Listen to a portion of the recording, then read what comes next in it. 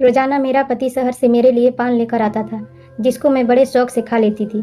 लेकिन उसके बाद मुझे होश नहीं रहता था। सुबह उठती तो कपड़े गीले रहते थे और एक दिन पति का लाया हुआ पान मैंने फेंक दिया और सोने का बहाना करके सो गई। और फिर जो हुआ मेरे साथ मेरे पति ने किया, वह सुनकर आपके रोंगटे खड़े हो जाएंगे, क्योंकि शादी की रात पति के कमरे में आने से पहले ही मैंने रेड रंग की नाइटी पहनी थी कि वह पहली ही नज़र में मुझे देखे और अपना दिल हार बैठे।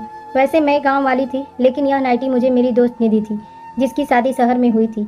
उसने ही मुझे पति को काबू करने की कई बातें बताई थी। मेरे पति सोहन कमरे में आए तो मेरा यह नाइटी सूट देखकर रुक गए।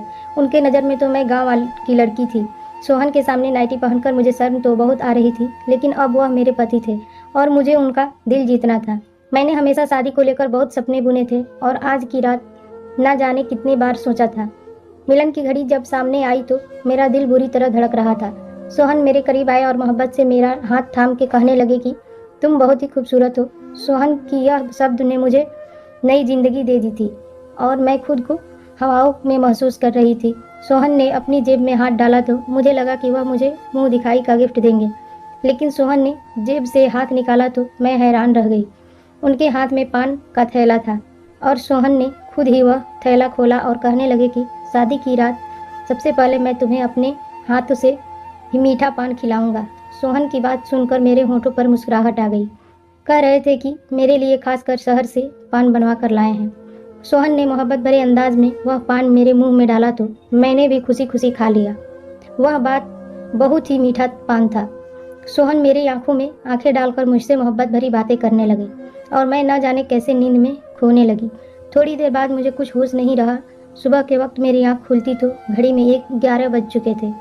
मेरे कपड़े गीले थे। मैं हैरान थी कि इस रात के इंतजार में मैंने एक पल गिन कर चुका था। उस रात में मैं सो गई कैसे। फिर मुझे सोहन का ख्याल आया, न जाने वह मेरे बारे में क्या सोच रहे होंगे। कपड़े कैसे गीले हुए थे। सोहन कमरे में नहीं थे।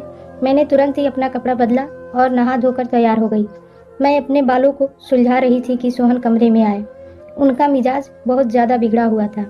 कोई बात नहीं कि मैंने उनसे बात करने की कोशिश की तो पूरी तरह गुस्सा हो चुके थे और यह बात मेरे लिए बर्दाश्त से बाहर था। मैंने सोच लिया था कि किसी न किसी तरह मैं सोहन को मना कर रहूँगी। सोहन के जाने के बाद मौसी, जो मेरी सास भी थी, कमरे में आई तो मेरी आंखों से आंसू देखकर हैरानी से पूछने लगी कि क्या हुआ बहू। मैंने उन्हें बता दिया कि मैंने सोहन को नाराज़ कर दिया है। वो कहने लगी कि मैं अभी सोहन से बात करती हूँ, लेकिन मैंने हाथ पकड़कर मौसी को रोक दिया।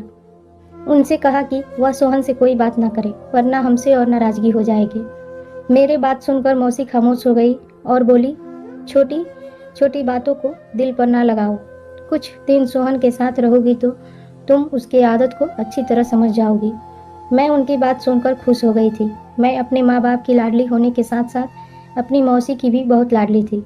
हालांकि बचपन से ही ख्वाहिश थी कि मेरी शादी उनके बेटे सोहन से हो, और जैसे ही मैं 15 साल की हुई तो मौसी हमसे मिलने के लिए आई और जाते जाते मेरा मुंह मीठा करवा कर चली गई। मैं बहुत खुश थी क्योंकि मौसी मुझसे बहुत प्यार करती थी और इसलिए मेरे माँ बाप को भी इस रिश्ते पर कोई एतराज़ नहीं था। सोहन की शहर में अच्छी नौकरी थी। वह सुबह सवेरे शहर के लिए निकल जाता और रात को ही घर लौटता। उसकी कमाई से ही मौसी ने गांव में एक बड़ा सा घर बनवा लिया था। बहुत सालों से मेरी एक सोहन की मुलाकात नहीं हुई थी क्योंकि वह ज़्यादा वक्त शहर में गुजारता था। घर लौटता तो हमारे गांव आने का उसके पास वक्त भी नहीं रहता था, लेकिन रिश्ता होने के बावजूद भी हमारे गांव मुझसे मिलने के लिए नहीं आया। इसी बात को लेकर मेरे दिल में अजीब सवाल उठने लगे थे। एक दिन मौसी मिलने के लिए हमारे गांव आई तो मैंने बातों बातों में यह पूछा कि सोहन हमारे गांव क्यों नहीं लगाते। मेरे माँ ने कान में यह बात पड़ी तो मम्मी ने पूछे कि एक थप्पड़ मारी और बोली, तुम्हें कहने में शर्म नहीं आती? अपने होने वाले पति के बारे में ऐसी बातें पूछते हैं। मैं बिलख कर रह गई थी। मौसी मुस्कुराते हुए कहने लगी कि क्यों नहीं, जैसे ही सोहन को वक्त मिलेगा जरूर आएगा। जब से उसे शहर की हवा लगी है वह बहुत ही कम बात करता है। अब पहले की तरह नहीं है, बल्कि गंभीर हो गया है। मौसी की बात सुनकर मम्मी कहने लगी, जब लड़कों पर जिम्मेदारी पड़ती है तो इसी तरह गंभीर हो जाते हैं। एक मेरी बेटी को ही अकल नहीं आ रही है, मुंह उठाकर जो चाहे पूछ लेती है। मम्मी ने गुस्से में एक नज़र मेरे तरफ किया तो मैं वहाँ से उठकर अपने कमरे में आ गई। मौसी के जाने के बाद भी मम्मी ने मुझे हजारों बातें सुनाई। मम्मी पता नहीं क्या कुछ कह रही थी, मैं तो अपनी ही ख्यालों में मगन थी। मैं यह सोचकर खुश थी कि मेरा ही होने वाला पति ही हीरो की तरह शहरी बन गया है। मुझे शुरू से ही शहर में रहने का बहुत शौक था। मौसी ने शादी के लिए साल भर का वक्त दिया था और 1 साल का वक्त बस सपने बुनने में ही निकल दी। लेकिन मुझे क्या खबर थी, एक दिन मेरे सारे सपने मिट्टी के ढेर बन जाएगी। कुछ दिन के बाद मेरी और सोहन की शादी बहुत सारे रस्मों रिवाजों के साथ धूमधाम से हुई थी। मैं सोहन के साथ विदा होकर मौसी के गांव चली आई थी। मौसी ने बहुत ही खुशी से वेलकम किया था, लेकिन शादी की रात सोने की वजह से सोहन बहुत ज़्यादा गुस्से थे और पूरा दिन उसने मुझसे कोई बात नहीं की। मैं सारा दिन बिना पानी की मछली की तरह उसके आगे पीछे तड़पती रही, लेकिन उसने एक नज़र भी मुझ पर न डाला। सारा वक्त छत पर गुजारे और गांव में औरतों के छत पर जाना मना होता है, इसलिए मैं उसके पीछे भी न जा सकी। रात के वक्त सोहन खुद ही कमरे में आया। मेरी आंखें रो रो कर सूज चुकी थी। वह मेरे पास बैठकर कहने लगा कि मुझे माफ़ कर दो, मैं गुस्से में आ गया था। मैं तुम्हारे पास बैठा था और तुम इस कदर गहरी नींद सो गई थी कि मेरे उठाने पर भी न उठी, इसलिए मैं गुस्सा हो गया था। मुझे पता था कि गलती मेरी है, इसलिए मैं सोहन से खुद ही माफ़ी मांगी और कहा कि आगे मैं शिकायत का कोई मौका नहीं दूंगी। वह खुश हो गया और मेरे लंबे बालों की तरफ तारीफ करने लगे। मैं सोचने लगी, सोहन सारा दिन इस कदर नाराज होने के बाद अचानक उनका अंदाज इतना अच्छा कैसे हो गया था। सोहन ने एक बार फिर मीठा पान निकाला और अपने हाथ से मेरे मुंह में डालकर कहने लगा कि पान खाने से होंठ रेड हो जाते हैं, तुम्हारा खूबसूरत होंठ और खूबसूरत हो जाएंगे। उनके बातों में मोहब्बत की इस कदर मिठास थी कि मैं शर्मा गई। सोहन मेरे हाथ पकड़े और कुछ कह रहे थे, लेकिन मुझे कुछ होश ही न रहा और थोड़ी ही देर बाद मैं दुनिया से दूर हो चुकी थी। एक बार फिर मेरी आँख खुली तो सुबह के 12 बज रहे थे। मेरे होश उड़ गए थे। मैं जान गई कि सोहन एक बार फिर गुस्सा हो चुका होगा। अब मुझे समझ ही नहीं आ रहा था कि मुझे इस तरह गहरी नींद कैसे आ सकती है। मेरे कपड़े पूरी तरह गीले थे और मुझे ठंड लग रही थी। मैं जल्दी से नहा धोकर तैयार हो गई और कमरे से बाहर निकली तो कमरे के बाहर मेरे पति गुस्से में मौसी से कह रहे थे कि आपने ऐसी लड़की से मेरी शादी करा दी है जिसने सोने उठने की कोई समझ नहीं है। मैं कैसे इसके साथ सारी ज़िंदगी गुजार सकता हूँ। इसे यह भी मालूम नहीं कि गांव की औरतें सवेरे उठकर घर के काम काज करती हैं। आप सुबह से उठकर घर का काम कर रही हैं और वह महारानी बनकर सो रही है। अगर ऐसा ही हाल रहा तो मैं ज़्यादा दिन तक आपकी भांजी के अपने घर में बर्दाश्त नहीं कर सकता। सोहन का यह शब्द सुनकर मैं घबरा गई। मैं सोच भी नहीं सकती थी कि मेरे पति इतना सख्त होंगे। इससे आगे बातें सुनने की मुझे हिम्मत नहीं थी। मैं खामोशी से किचन में चली गई थी। मौसी सच में सुबह से कामकाज में लगी हुई थी, क्योंकि किचन भी पूरी तरह साफ था और दोपहर का खाना भी बन चुका था। मैं सोहन के साथ साथ मौसी की नज़रों में भी गिर रही थी। मुझे रह रहकर अपने आप पर गुस्सा आ रहा था। न जाने मुझे क्या हो गया था। मैं सारे घर का चक्कर लगाई तो मौसी पूरा काम कर चुकी थी और शायद इसी वजह से सोहन हद से ज़्यादा गुस्से थे। वह फिर छत पर जा चुके थे, क्योंकि उन्हें अच्छी तरह पता था कि मैं उनके पीछे छत पर नहीं जा सकती हूँ। मैं सारा दिन रोती रही, वह खुशी जिसके लिए मैंने साल भर इंतज़ार किया था। मैं अब तक उससे दूर थी। ना ही सोहन का साथ पूरी तरह नसीब हुआ था और ना ही उनके दिल में जगह बना सकी थी।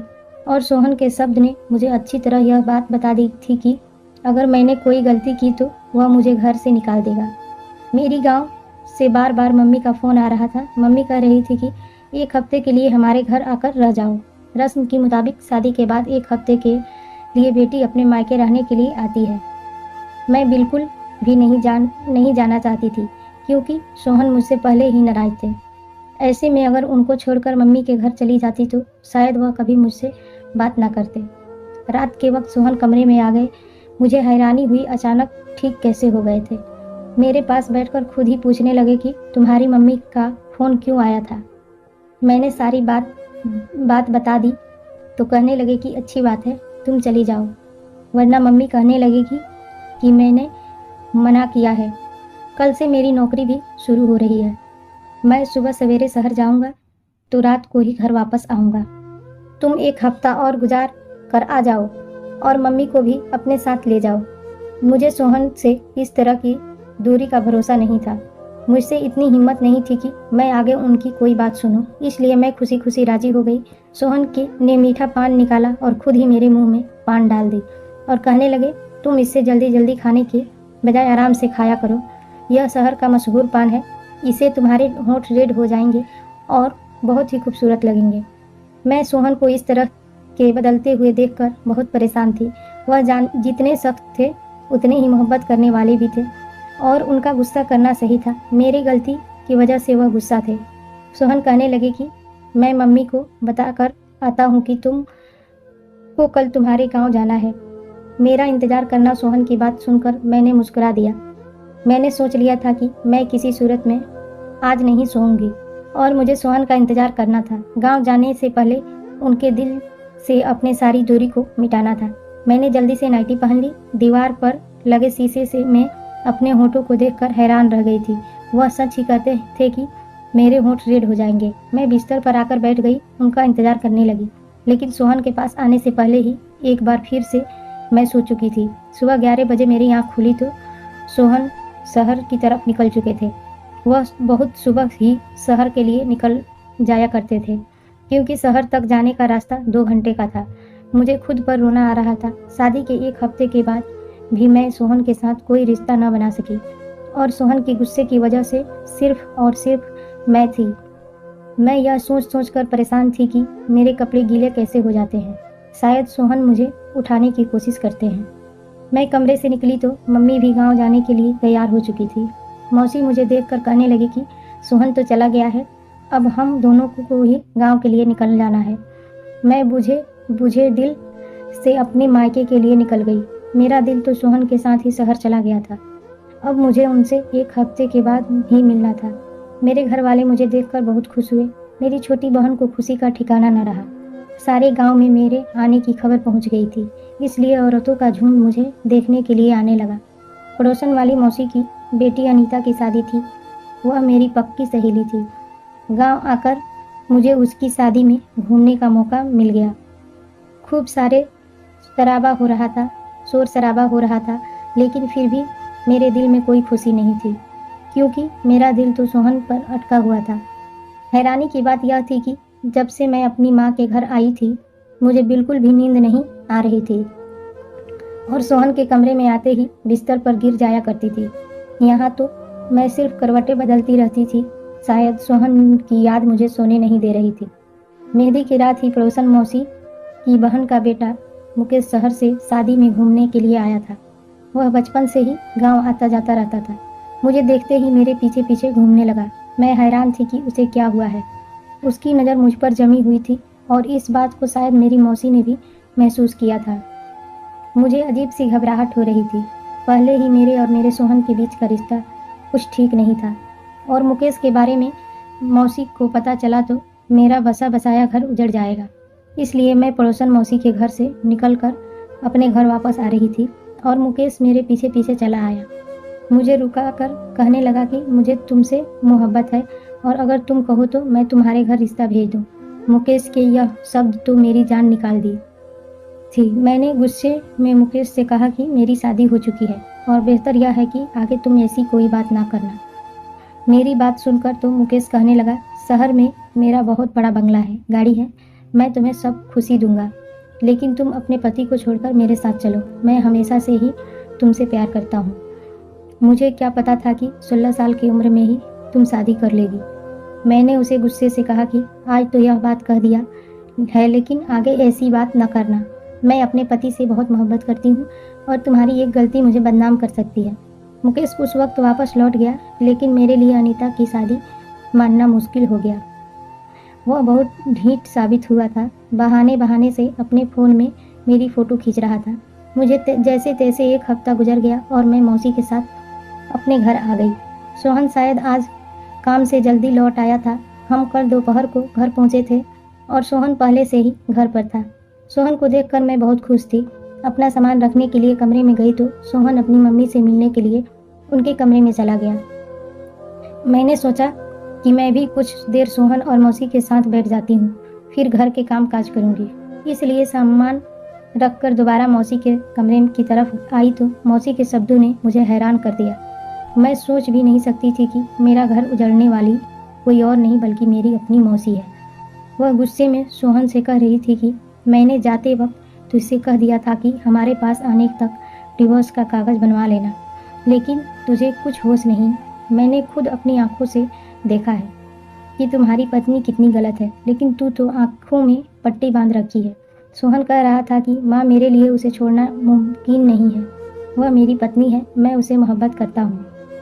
उसमें हजार गलती सही है, लेकिन मैं उसे कभी ज़िंदगी से अलग नहीं कर सकता। सोहन मेरी मोहब्बत की बातें कर रहे थे और मौसी बुराइयों में मगन थी। मुझे समझ नहीं आ रहा था यह सब क्या हो रहा है। मौसी मुझे इतना चाव से ब्याह कर लाई थी तो मुझे डिवोर्स क्यों दिलवाना चाहती थी? और सोहन मुझे बहुत ही सख्त लगते थे। वह कितना प्यार से बातें कर रहे थे और मेरी खातिर अपनी माँ से लड़ रहे थे। मेरा दिल पूरी तरह उलझ चुका था। रात जब सोहन कमरे में आए तो मेरा बिल्कुल भी पान खाने का दिल नहीं था। मैंने पान को उनके हाथ से ले लिया। जबकि मम्मी उनको किसी काम से आवाज़ देने लगी तो वह कमरे से निकलकर चले गए। मैं चुपके से पान को एक कोने में छुपा कर रख दिया कि मुझे नींद नहीं आएगी, और मैंने आंखें बंद की थी। जब सोहन कमरे में वापस आए तो मेरी जान निकल गई। जो कुछ मैंने देखा, मुझे अपनी आंखों पर यकीन नहीं आया। सोहन ने जग भर कर पानी मेरे ऊपर डाल दिया था। मैं आंखें नहीं खोली। आज मैं दूध का दूध और पानी का पानी करना चाहती थी। सोहन किसी को आवाज़ देकर कहने लगे कि अंदर आ जाओ, यह पूरी तरह बेहोश हो चुकी है। थोड़ी देर में एक खूबसूरत लड़की मेरे कमरे में चली आई। वह मेरे बिस्तर पर सोहन के साथ बैठ गई और वह दोनों जिस तरह एक साथ थे, मेरी जान निकल गई। इससे ज़्यादा मुझसे बर्दाश्त की हिम्मत नहीं थी। ठंडे पानी से मेरा शरीर कांप रहा था। मैं उठकर बैठ गई। मुझे जागता देख उन दोनों की आंखें हैरत से फटी की फटी रह गई। मैंने सोहन की तरफ घूर कर देखा। उस वक्त मैं इतना गुस्से में थी कि मुझे सोहन से डर भी नहीं लग रहा था। मैंने सोहन से कहा कि मुझे सच सच बताओ, यह लड़की कौन है? पान में ऐसा क्या था जो मैं अपनी होश खो बैठती थी? तुमने यह सब क्यों किया है और मुझे इतना बड़ा धोखा क्यों दे रहे हैं? मैं सवाल पर सवाल पूछती चली गई और मेरे अंदर एक तूफान उठा था।